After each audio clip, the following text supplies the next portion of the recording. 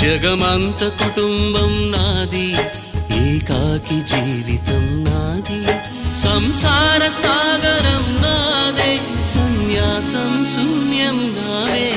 జగమంత కుటుంబం నాది, ఏకాకి జీవితం నాది.